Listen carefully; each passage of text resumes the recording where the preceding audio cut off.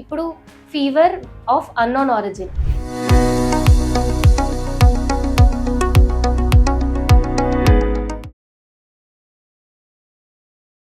అందరికీ నమస్కారం. నా పేరు డాక్టర్ క్రాంతి రేఖ, అశ్విని హాస్పిటల్ ఎల్లారెడ్డిపేటలో కన్సల్టెంట్ మైక్రోబయాలజిస్ట్. సో ఫీవర్ రాగానే కొన్ని టెస్టులు చేస్తాం. ఏంటి? CBP, malaria, Widal, typhoid, dengue, కొన్ని రీజన్స్ ఉంటాయి.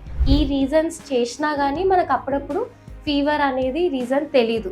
సో అలాంటి ఫీవర్ని ఫీవర్ ఆఫ్ అన్నోన్ ఆరిజిన్ అంటారు. సో అలాంటప్పుడు మనం చేసుకోవాల్సింది బ్లడ్ కల్చర్. అంటే బ్లడ్లో ఏమైనా ఇన్ఫెక్షన్ వచ్చిందా, బ్లడ్లో ఏదైనా ఇన్ఫెక్షన్ వస్తే అది దేని వల్ల వచ్చింది. సో ఈ బ్లడ్ కల్చర్ అనేది మనకి ఎందుకు డిటెక్ట్ చేయడం కష్టం అంటే, బ్లడ్ చాలా వాల్యూమ్ ఉంటుంది కాబట్టి దానిలో ఏదైనా ఆర్గానిజమ్స్ ఉన్నప్పుడు దాన్ని డిటెక్ట్ చేయడం అనేది కష్టమవుతుంది. సో బ్లడ్ కల్చర్కి ఇక్కడ మన అశ్విని హాస్పిటల్లో సపరేట్ ఎక్విప్మెంట్ ఉంది, దాని పేరు బ్యాక్టెక్. సో అదే ఆటోమేటెడ్ మెషిన్. అంటే మన బ్లడ్ అనేది దాంట్లో పెడితే దానిలో ఇన్ఫెక్షన్ ఉందా లేదా అనేది డైరెక్ట్ మెషినే డిటెక్ట్ చేస్తుంది. అంత అడ్వాన్స్డ్ మెషినరీ అనేవి మన ఎల్లారెడ్డిపేట అశ్విని హాస్పిటల్స్లో ఉన్నాయి. సో అన్నోన్ ఫీవర్ అంటే చాలా రోజుల నుంచి ఫీవర్ ఉంది, కానీ మనకి దానికి రీజన్ ఏంటో తెలియట్లేదు. ఎన్ని రకాల యాంటీబయాటిక్స్ వాడినా కానీ మనకి రిజల్ట్ ఉండట్లేదు, ఫీవర్ అనేది ఇంప్రూవ్ అవ్వట్లేదు.